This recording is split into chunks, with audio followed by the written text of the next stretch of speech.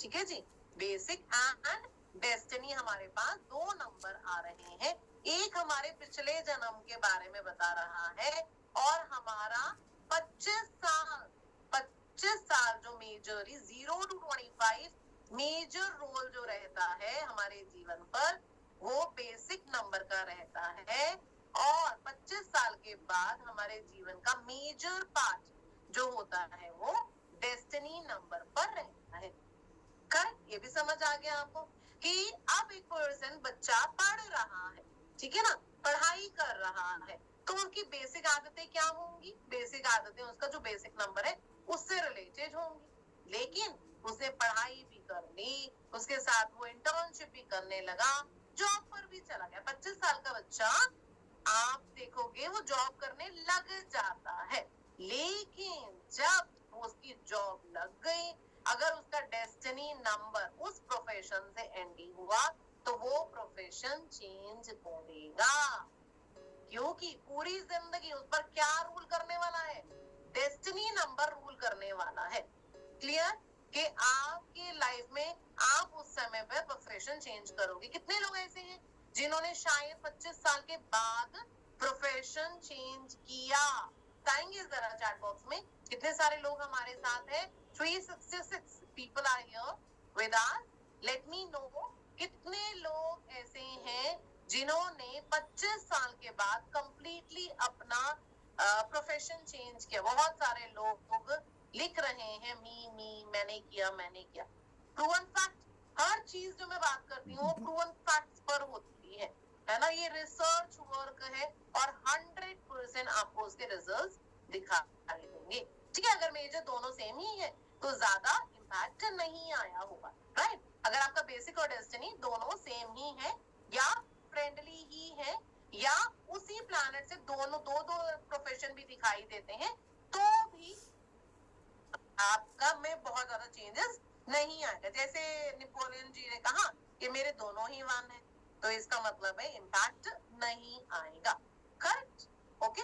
दोनों अगर सेम है तो बहुत ज्यादा अप्स एंड डाउन नहीं आएगा। क्या इम्पैक्ट करेगा? योर महादशा। जो महादशा आ रही है हमारे जीवन पर, अब आप सोचेंगे महादशा के बारे में जो मैं बात कर रही हूँ, क्या मैं एस्ट्रोलॉजी पढ़ा रही हूँ? नहीं, वैदिक न्यूमरोलॉजी में एस्ट्रोलॉजी की तरह महादशा, अंतरदशा, प्रत्यंतर दशा आती है, जिससे कि हमारे जीवन के प्रेडिक्शंस किए जाते हैं। दैट इज द मैजिक कि इवेंट प्रेडिक्शन करना है, कुछ भी अगर सीखना है एस्ट्रोलॉजी में अभी आप सालों साल प्रैक्टिस करोगे। क्यों करना है? क्योंकि आपको इवेंट प्रेडिक्शन करना है। इसीलिए ही वैदिक न्यूमरोलॉजी में भी इवेंट प्रेडिक्शन होता है। कोई पूछेगा मेरी जॉब लग सकती है नहीं लग सकती, कब लग सकती है, क्या मेरा ये एग्जाम पास हो सकता है, क्या मेरी शादी हो सकती है ना, ये सब बातें, हर इवेंट हम प्रिडिक्ट कर सकते हैं। क्या आप घर खरीद सकते हो? Everything is predictable event prediction in Vedic numerology. ठीक है, सो अब हम किसके बारे में जानने वाले? अब हम जानने वाले हैं कि अगर आपका बेसिक नंबर या डेस्टिनी नंबर 1 हुआ तो क्या आदतें आप में हम देख पाएंगे? आप अपने आप में क्या बेसिक आदतें देख पाएंगे? क्या हो रहा होगा आपके जीवन में? कैसी आपकी पसंद है? Right, okay. अब हम बात कर रहे हैं नंबर 1। बेसिक नंबर किसी ने पूछा था, शायद अभी ज्वाइन किया है। Basic number is the date on which you born. जिस डेट पर आपने जन्म लिया है that is the basic number. For example, अगर आपका 12 डेट है, आपने उन दोनों नंबर्स को ऐड कर देना है, तो 3 will be your basic number, right. Output, output ये आएगा आपके जीवन में जो सफलता ग्रोथ मिल रही होगी, that will be considered as the output and on the basic number. ठीक है, एंड और इन दोनों जो हमने दो नंबर से ऐड करके ये नंबर बनाया है उनकी आदतें भी होंगी। And destiny number is the total of your date of birth. अगर फॉर एग्जाम्पल 14/1974, तो हमने सारे नंबर्स को ऐड कर लीजिए, वो आपका डेस्टिनी नंबर बन जाएगा। तो आउटपुट ऑफ योर डेस्टिनी, आपकी किस प्लैनेट के हाथ में है, आपने डेट ऑफ बर्थ के सारे नंबर्स को ऐड कर लीजिए और 2 डिजिट नंबर आएगा, अगेन उसको भी प्लस कर दीजिए और टोटल जो आ रहा है यहाँ पर आप देख सकते हैं ये डेस्टिनी नंबर होगा जिसका डेट ऑफ बर्थ है 1/4/1974। क्लियर? ओके, चलो अब आगे बढ़ते हैं। अब देखते हैं नंबर 1 कौन कौन लोग हैं जिनका बेसिक नंबर या डेस्टिनी नंबर 1 है। Please right in the chat box. Combination भी लिख लेना, अभी मैंने आपको बताया ना बेसिक नंबर और डेस्टिनी नंबर, इस कॉम्बिनेशन पर मैं आपका प्रेडिक्शन भी बता सकती हूँ। राइट, तो बेसिक एंड डेस्टिनी अगर आप लिख लेते हैं तो मैं आपको थोड़ा सा बता पाऊंगी according to your date of, ठीक है। सो नंबर 1 अगर हम कहें तो नंबर 1 है सूर्य देव। सूर्य देव सबसे पहले आते हैं। दिन की शुरुआत किससे होगी? सूर्य देव से होगी, है ना। सूर्य देव कैसे आते हैं? भागते हुए अपने 7 घोड़ों पर सवार आते हैं। अब ये 7 घोड़े क्या है? What do you mean by this 7 horses? 7 horses means भागते भागते आएंगे। ये हफ्ते के 7 दिन है और संडे से उनकी शुरुआत होती है। तो संडे नंबर 1 जो है that is related to Sunday और उनके अपने अपने अपना अपना एक एक दिन होता है ना।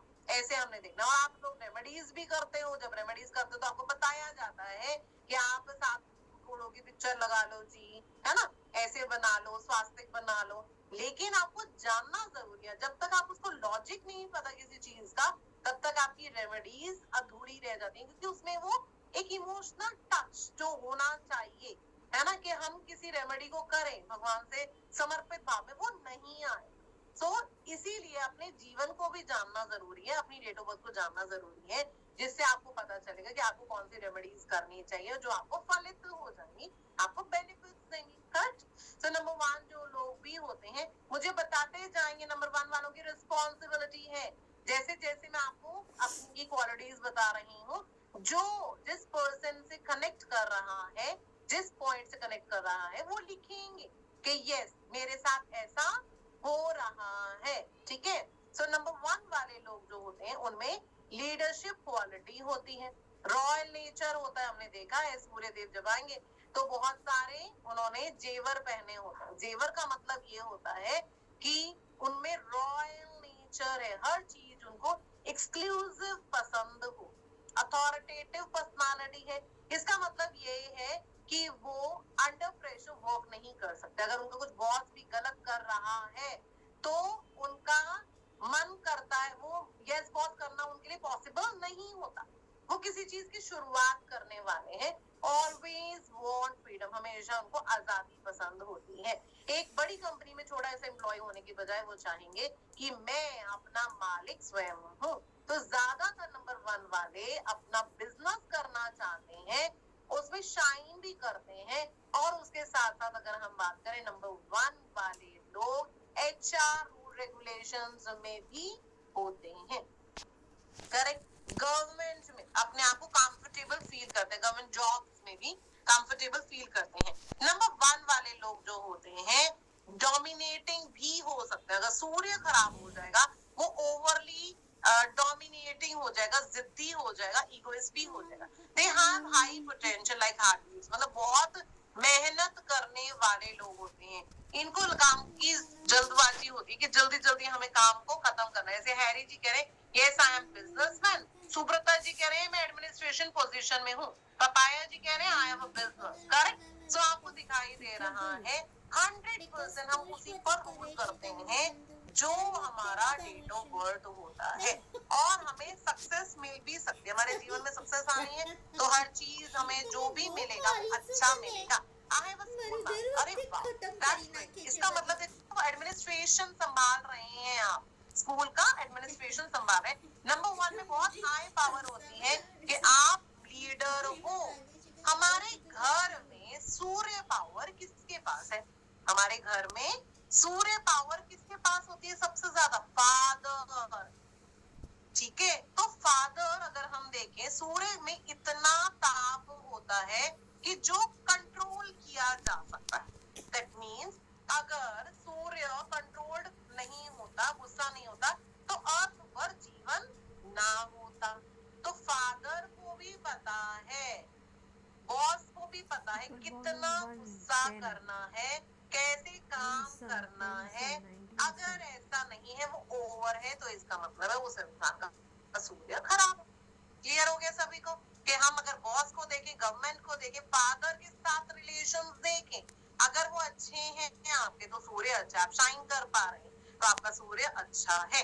राइट। नंबर 1 वालों को ज्यादातर डाइजेस्टिव प्रॉब्लम्स हो जाती है, क्योंकि अग्नि का प्लैनेट है ना, तो डाइजेशन प्रॉब्लम्स या बोन रिलेटेड प्रॉब्लम्स या हेडेक जैसी प्रॉब्लम्स हो सकती। सो आप समझो कि एक न्यूमरोलॉजिस्ट जो हुआ, काउंसलर भी है, प्रोफेशन के बारे में बता रहा है। एक न्यूमरोलॉजिस्ट जो है वो आपको प्रोफेशन के बारे में भी बता रहे हैं, और डॉक्टर भी हैं, आपके खान पीन कैसा आपको पसंद आएगा, कैसा नहीं पसंद आएगा, हर चीज आपकी लाइकिंग्स डिसलाइकिंग्स हम बता सकते हैं। नंबर 1 वाले को कोई भी चीज अनएथिकल पसंद नहीं, मतलब जो चीज सही नहीं है एज कल्चर, नंबर 1 वालों को वो चीजें पसंद नहीं आती है। क्लियर है?